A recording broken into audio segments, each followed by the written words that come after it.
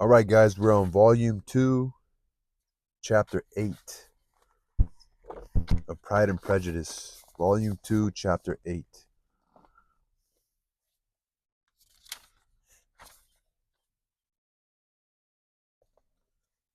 Colonel Fitzwilliam's manners were very much admired at the parsonage, and the ladies all felt that he must add considerably to the pleasure of their engagements at Rosings. It was days, however, before they received any invitation thither, for while there were visitors in the house, they could not be necessary. And it was not till Easter Day, almost a week after the gentlemen's arrival, that they were honored by such an attention, and then they were merely asked, on leaving church, to come there in the morning, or come there in the evening. For the last week they had seen very little of either Lady Catherine or her daughter. Colonel Fitzwilliam had called at the parsonage more than once during the time, but Mr. Darcy they had only seen at church. The invitation was accepted, of course, and at a proper hour they joined the party in Lady Catherine's drawing room. Her ladyship received them civilly, but it was plain that their company was by no means so acceptable as when she could get nobody else, and she was, in fact, almost engrossed by her nephew, speaking to them, especially to Darcy, much more than to any other person in the room. Engrossed.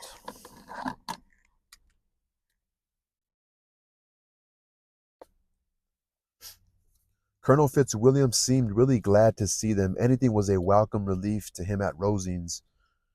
And Mrs. Collins's pretty friend had moreover caught his fancy very much. He now seated himself by her and talked so agreeably of Kent and Hertfordshire, of travelling and staying at home, of new books and music, that Elizabeth had never been half so well entertained in that room before. And they conversed with so much spirit and flow as to draw the attention of Lady Catherine herself, as well as of Mr. Darcy. His eyes had been soon and repeatedly turned towards them with a look of curiosity, and that her ladyship after a while shared the feeling was more openly acknowledged, for she did not scruple to call out, "What is it that you are saying, Fitzwilliam? What is it you are talking of? What are you telling Miss Bennet? Let me hear what it is." "We are speaking of music, madame," said he, when no longer able to avoid a reply. "Of music? Then pray speak loud. It is of all subjects my delight. I must have my share in the conversation, if you are speaking of music. There are few people in England, I suppose, who have more true enjoyment of music than myself, or a better natural taste. If I have ever learnt, I should have been a great proficient, and so would Anne if her health had allowed her to apply. I'm confident that she would have performed delightfully. How does Georgiana get on, Darcy?" Mr. Darcy spoke with affectionate praise to his sister's proficiency. "I am very glad to hear such a good account of her," said Lady Catherine, "and pray tell her from me that she cannot expect to excel if she does not practice a great deal." "I assure you, madame," he replied, "that she does not need such advice. She practices very constantly. So much the better. It cannot be done too much, and when I next write to her I shall charge her not to neglect it on any account. I often tell young ladies that no excellence in music is to be acquired without constant practice. I've told Miss Bennet several times that she will never play really well unless she practices more, and though Mrs. Collins has no instrument, she is very welcome, as I have often told her, to come to Rosings every day and play on the piano forte in Mrs. Jenkinson's room. She will be in nobody's way, you know, in that part of the house." Mr. Darcy looked a little ashamed of his aunt's ill breeding, and made no answer. When coffee was over, Colonel Fitzwilliam reminded Elizabeth of having promised to play to him, and she sat down directly to the instrument. He drew a chair near her. Lady Catherine listened to half a song, and then talked, as before, to her other nephew, till the latter walked away from her, and moving with his usual deliberation towards the pianoforte, stationed himself so as to command a full view of the fair performer's countenance.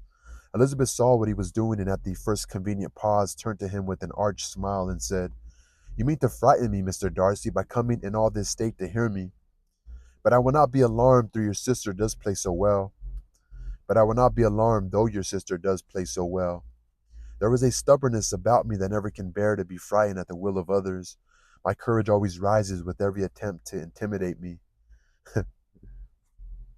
"I shall not say that you are mistaken," he replied, "because you cannot really believe me to entertain any design of alarming you. and I have had the pleasure of your acquaintance long enough to know that you find great enjoyment in occasionally professing opinions which in fact are not your own.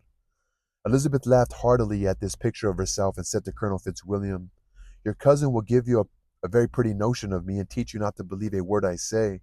I am particularly unlucky in meeting with a person so well able to expose my real character in part of the world where I had hoped to pass myself off with some degree of credit.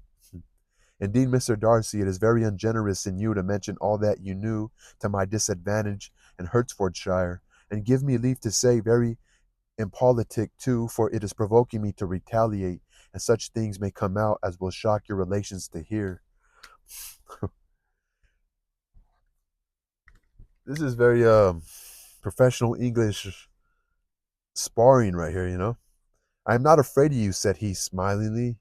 "Pray let me hear what you have to accuse him of," cried Colonel Fitzwilliam. "I should like to know how he behaves among strangers." I want to highlight this.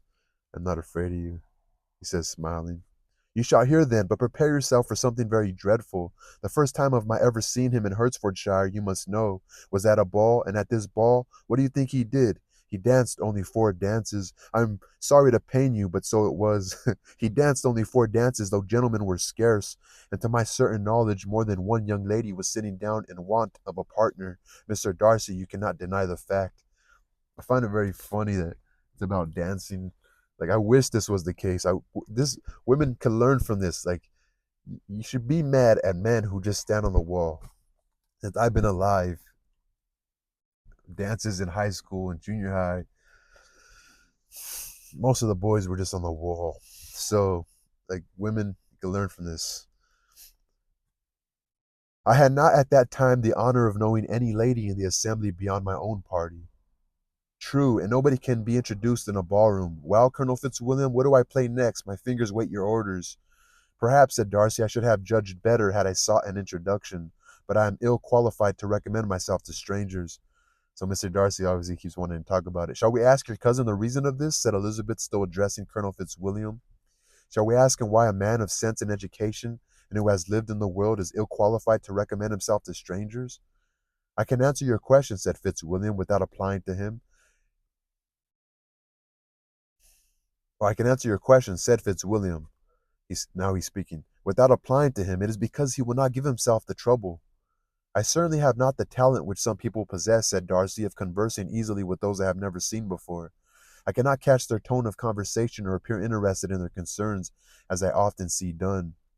"My fingers," said Elizabeth, "do not move over this instrument in the masterly manner which I see so many women's do.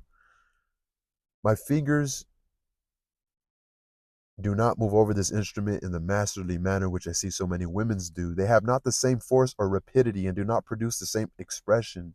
But then I have always supposed it to be my own fault, because I would not take the trouble of practicing. It is not that I do not believe my fingers as capable as any other woman's of superior execution."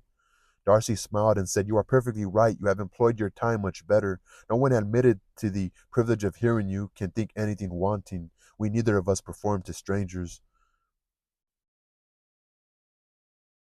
Here they were interrupted by Lady Catherine, who called out to know what they were talking of. Elizabeth immediately began playing again. Lady Catherine approached, and after listening for a few minutes, said to Darcy, "Miss Bennet would not play at all amiss if she practiced more, and could have the advantage of a London master. She has a very good notion of fingering, though her taste is not equal to Anne's, and would have been a delightful performer had her health allowed her to learn." Elizabeth looked at Darcy to see how cordially he assented to his cousin's praise, but neither at that moment nor at any other could she discern any symptom of love, and from the whole of his behaviour to Miss de Bourgh she derived this comfort for Miss Bingley. So Elizabeth looked at Mr. Darcy to see how cordially he assented to his cousin's praise, but neither at that moment nor at any other could she discern any symptom of love, and from the whole of his behaviour to Miss de Bourgh she derived this comfort for Miss Bingley, that he might have been just as likely to marry her had she been his relation.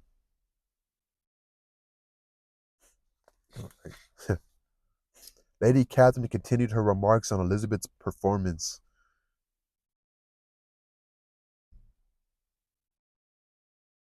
mixing with them many instructions on execution and taste. Elizabeth received them with all the forbearance of civility, and at the request of the gentleman remained at the instrument till her ladyship's carriage was ready to take them all home.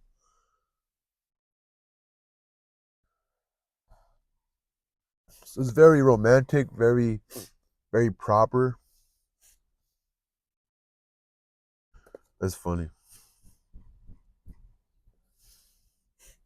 That's funny.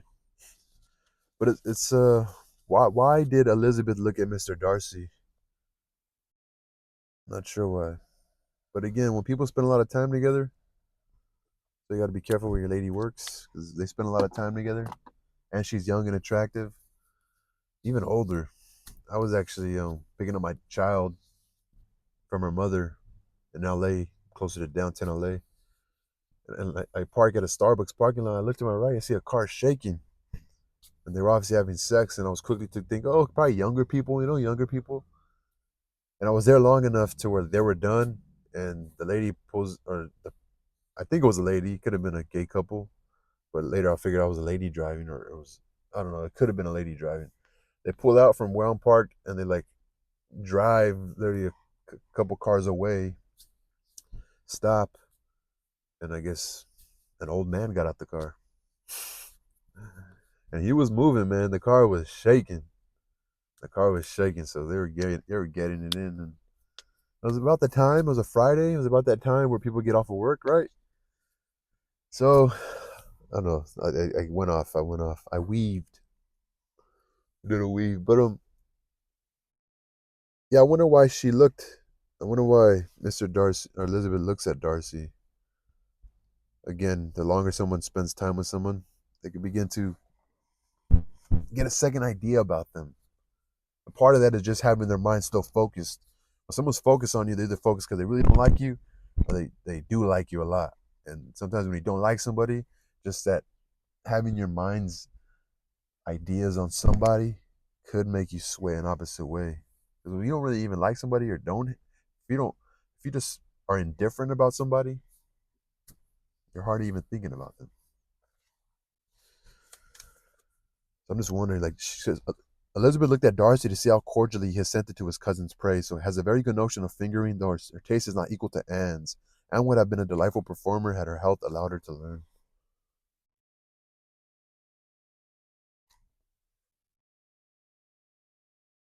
So when Elizabeth couldn't discern any symptom of love coming off of Mr. Darcy,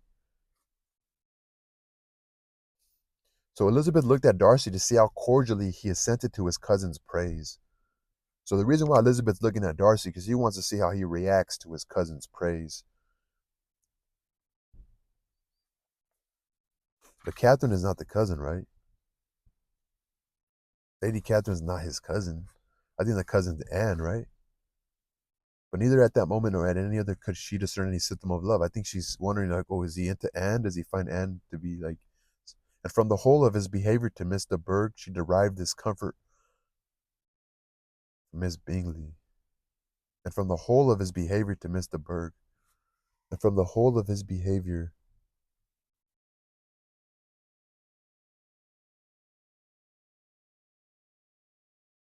that he might have been just as likely to marry her as she been his relation. Okay, Miss Bingley likes him. Lady Catherine continued. Okay, yeah.